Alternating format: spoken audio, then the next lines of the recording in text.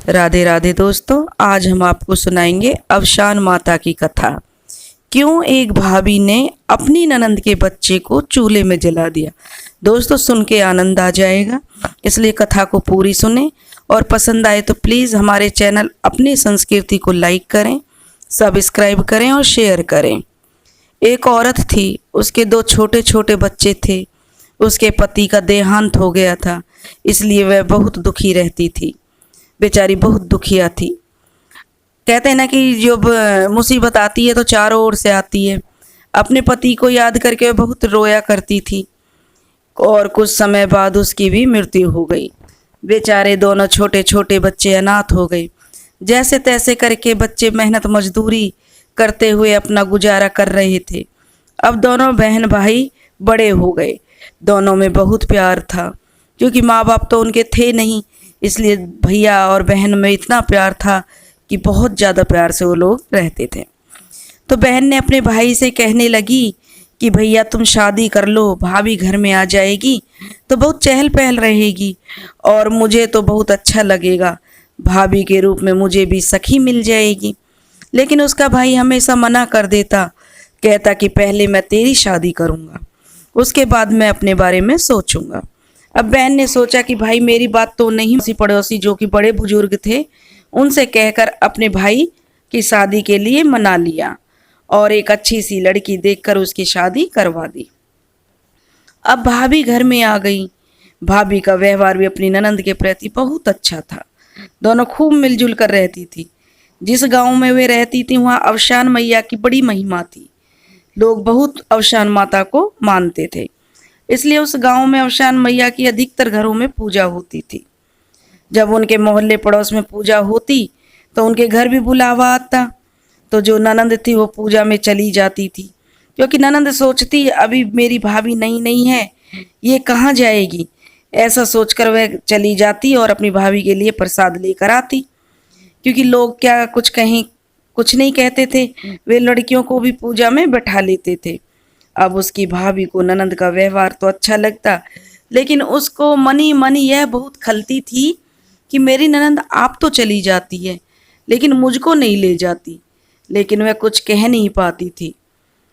अब धीरे धीरे शादी को भी काफ़ी टाइम होने लगा था और जब भी बुलावा आता तो अवशान मैया की पूजा का तो ननंद ही चली जाती, जिस कारण वह मनी मन अपने ननंद से चिढ़ने लगी।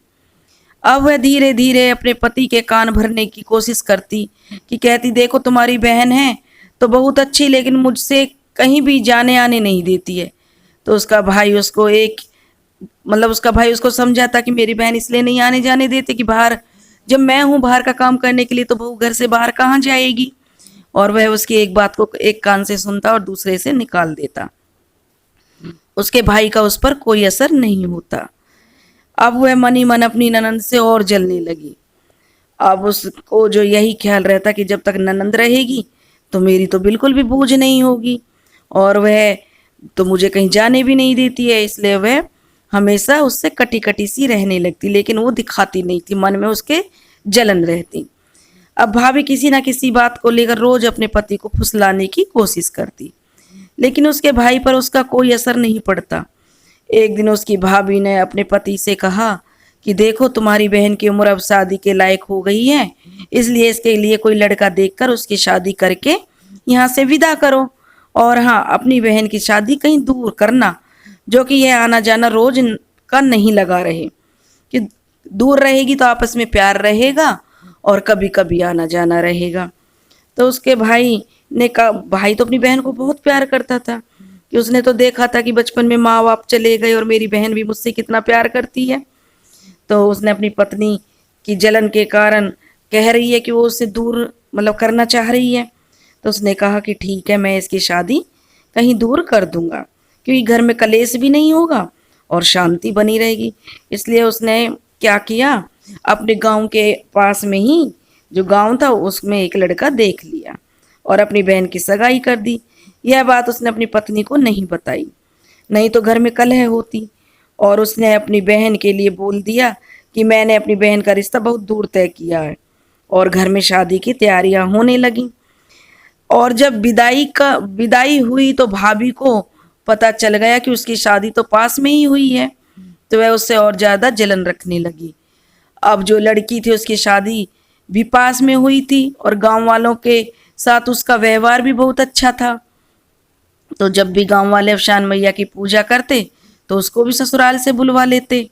इस तरह वह पूजा में आती और अपनी भाभी से कहती कि कोई बात नहीं भाभी, आप घर में ही रहो, मैं जा तो रही हूँ पूजा में, क्योंकि वह अपनी भाभी को बहुत प्यार करती थी।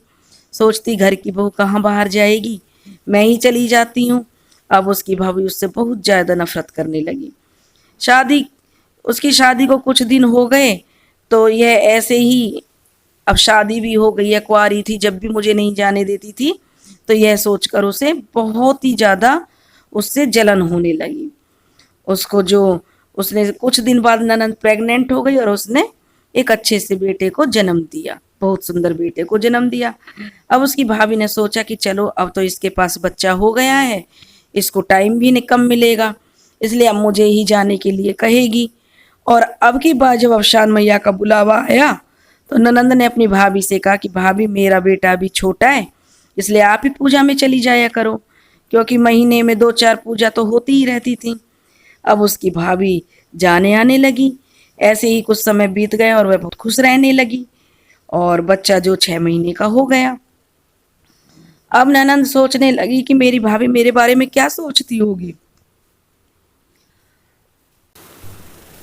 सोचती होगी कि उसे तो मेरी कोई फिक्र ही नहीं है, कोई फिक्र ही नहीं करती है।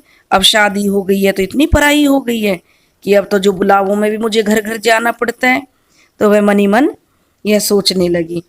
तो वह जब अगली बार पूजा का बुलावा आया तो वह आई और बोली कि भाभी आप एक काम करो, आप मेरे बेटे को रखो और बुलावे में मैं चली जाऊंगी। अब जो भी बुलावा आता तो पूजा में अपनी ससुराल से आती और अपनी भाभी से कहती कि तुम बच्चे को संभालो, मैं पूजा में चली जाऊंगी और आपके लिए भी प्रसाद ले आऊंगी। तो उसकी भाभी जल भुनकर रह जाती, क्योंकि उसने अपने पति के कारण कुछ कह भी नहीं सकती थी उससे, क्योंकि उसका पति तो उसे बहुत प्यार करता था। अगली बार जब अफशान मैया की पूजा का बुलावा आया तो ननंद अपनी ससुराल से आई और अपने बच्चे को भाभी के पास छोड़ दिया, पूजा में चली गई। तो भाभी को बहुत ज्यादा गुस्सा आया। उस समय जो भाभी थी चूल्हे पर खाना बना रही थी। तो कहते हैं ना कि गुस्से में इंसान अंधा हो जाता है। तो उसने क्या किया कि जो उसकी भाभी थी उसने जो बच्चे से सोची कि जब इसका बच्चा ही नहीं रहेगा तो यह बहुत दुखी हो जाएगी। तो उसने क्या किया, जो लकड़ी थी और कंडों के साथ ननंद के बच्चे को भी चूल्हे में झोंक दिया। अब भाभी सोचने लगी कि अब यह मर जाएगा, इसकी सारी खुशियां खत्म हो जाएंगी और उसके गम में यह कभी नहीं आएगी। बच्चे को चूल्हे में जलने के लिए छोड़कर वह अपने कमरे में जाकर बैठ गई।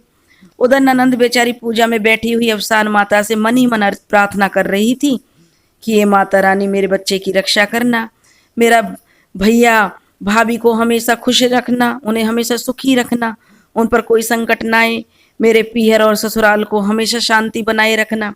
अफशान माता ने सोचा अगर मैंने इसके बच्चे की रक्षा नहीं की तो मेरा मान कौन रखेगा। तो माता रानी की ऐसी कृपा हुई कि जो लकड़ी और कंडे थे वो जल गए और जो बच्चा था वो बच गया, क्योंकि आग बुझ गई। बच्चे का बाल भी बांका नहीं हुआ और बच्चा घिसटते हुए, क्योंकि पेट के बल बच्चा घिसटता था, 6 महीने का था, तो घिसटते हुए एक तरफ चला गया।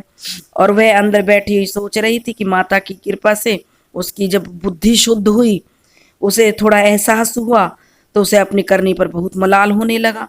सोचने लगी ये मैंने क्या कर दिया, एक छोटे से बच्चे को चूल्हे में झोंक दिया जलने के लिए, इससे उस बच्चे का क्या कसूर है।